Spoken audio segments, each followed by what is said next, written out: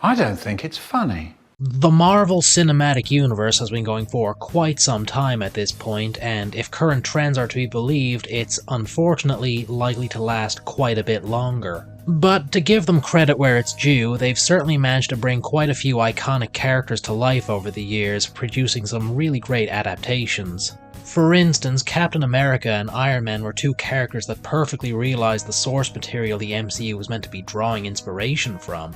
And the Winter Soldier, in his first appearance at any rate, is probably one of the most perfect adaptations of a comic book character out there.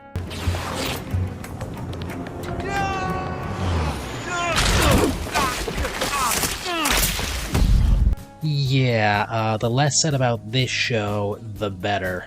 Of course, with how long running the MCU has been up to this point, every adaptation can't be a winner, and some characters have gotten off a lot worse than others. For my money, a bad MCU adaptation comes in three distinct flavours.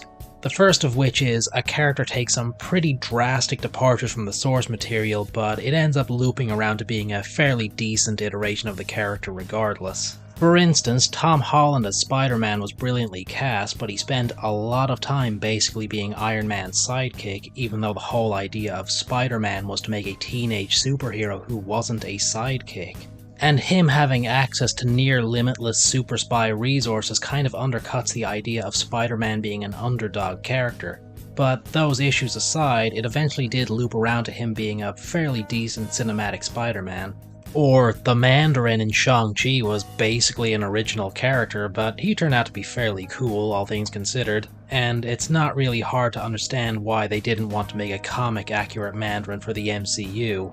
Because when he first appeared in the 60s, the Mandarin was... oh, what's the word I'm looking for here? Oh yeah, incredibly racist. This feels a lot like hell. The second variety would be characters that are bad adaptations, but they're also characters nobody really cared about, so yeah, whatever. I'm sure all 5 Malekith fans are still moulding to this day about how he was presented in Dark World. Or, you know, they would if anyone could remember anything about Dark World. Yeah, I think the plot had something to do with Natalie Portman having gas or some shit like that. The final category and the subject for today's video are characters who are cool and had a lot of potential, but they were just absolutely botched in execution. Just Michael Jackson nosejob levels of unsalvageable. But which character of the ones I'm going to mention had it the worst? Oh no, that robot is a ghost! While Taskmaster may never have been the biggest name supervillain in the Marvel Universe, he always had a nice little niche for himself as a cool henchman type.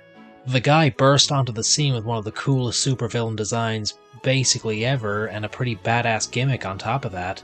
The ability to copy and then reuse basically any fight move he sees someone perform. So, essentially he's dressed like the Grim Reaper and can fight you like Captain America, Spider-Man and Wolverine all rolled into one.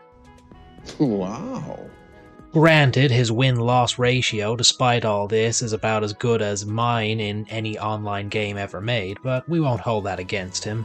Really, you don't even need to do a whole lot to make Taskmaster work on the big screen, just have him be some guy hired to act as an enforcer for the main bad guy. So how could you possibly screw up Taskmaster in a movie?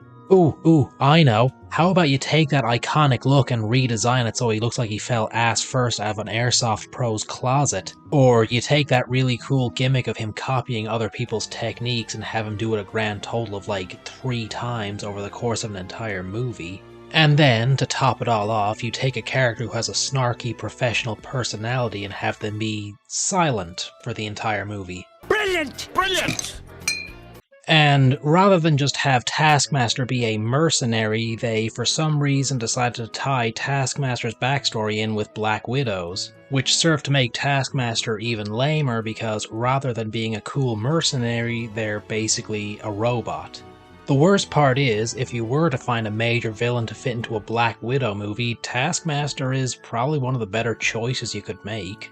Could have had some interesting contrast with Taskmaster being more murder-happy while Natasha is a bit more remorseful about her past, but nah, that's a bit too much effort, I guess. They're apparently going to be bringing Taskmaster back for the MCU's rendition of the Thunderbolts. How do you have a roster worse than the Suicide Squad? The bad Suicide Squad. But does anyone particularly care? Does anyone really think they'll be able to salvage anything interesting out of this? I have my doubts. You fucked up my face. MODOK is perhaps an interesting case when it comes to adaptation because there's the very real risk of him just not working at all on the big screen. His design is just kind of inherently ridiculous to the point where he's a meme even among comic book fans, but on the other hand, I don't think it would have been totally impossible to make him work on the big screen. Emphasize how his design makes him look like a shriveled Junji Ito monster. Play up his raw power and dangerous levels of intelligence, things like that. But the director of Quantum Mania bravely decided to do none of these things and instead just had MODOK be a big, stupid, dumb idiot.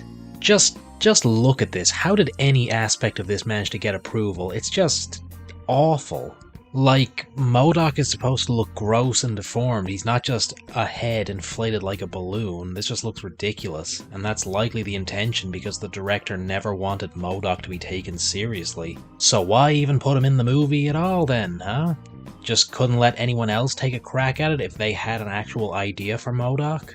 Well, if nothing else, thanks for providing another example of awful modern Marvel CGI. The comparisons to Shark Boy and Lava Girl are absolutely valid.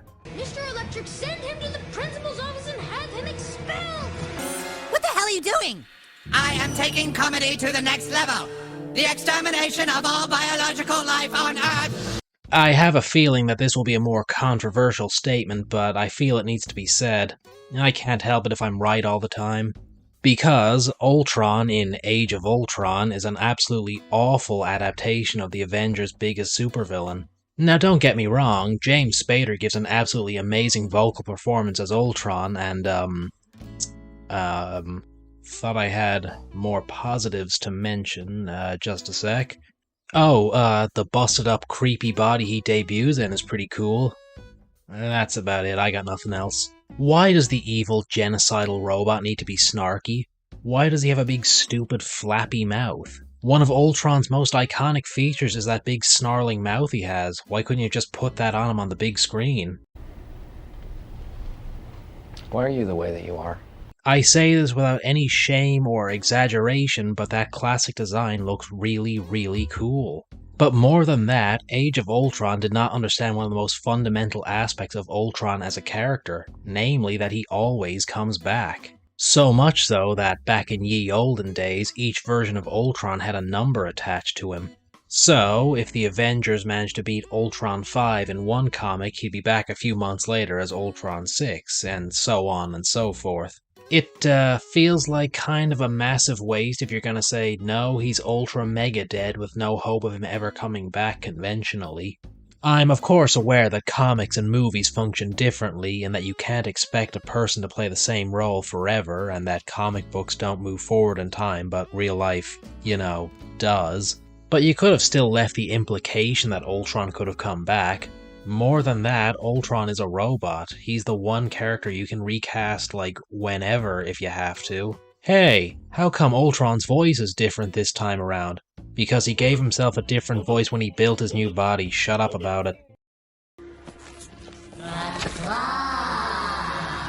Claw has the distinction of basically being the only noteworthy Black Panther villain before his movies came out, and he does also have a pretty cool gimmick of being a guy made out of pure sound. In much the same way I'm made out of pure anger. And really, they struck gold when they cast Andy Serkis in the role. If you need someone to play a fully CGI character, he's like the go-to guy for that. But MCU Claw doesn't really get to do anything at all. He doesn't even get superpowers, he's just some guy. And then he dies. It's certainly relatable, if nothing else. Oh, I just had the most beautiful dream where I died. When I was looking back through MCU characters to use for this video, two words kept coming up in the back of my mind. Wasted potential. A lot of these are characters who could have been really cool and interesting, but they were just absolutely botched in execution, beyond the point of salvaging in some cases. Not that I believe these botch jobs were a result of any sort of deliberate malice. Well, with the exception of MODOK, of course, I get the impression the director of Quantumania was just being a dick. For the others though, well, maybe it was just a case of apathy at work. These were all villains after all, and the MCU's villain problem has long been established and talked about by other people, where, by and large, the MCU's villains, particularly in the earlier phases of the MCU, were not exactly the strong point of the movies. So maybe these ones in particular just drew the short straw when it came to being villains, hastily slapped together obstacles for the heroes to overcome and then just kinda discarded once the movie was over. But what do you guys think? Are there any major MCU botch jobs I might have missed? Any characters you really wanted to see in a movie but were disappointed with how they turned out? Me personally, I think I'm going to be eternally mad about what they did to Taskmaster.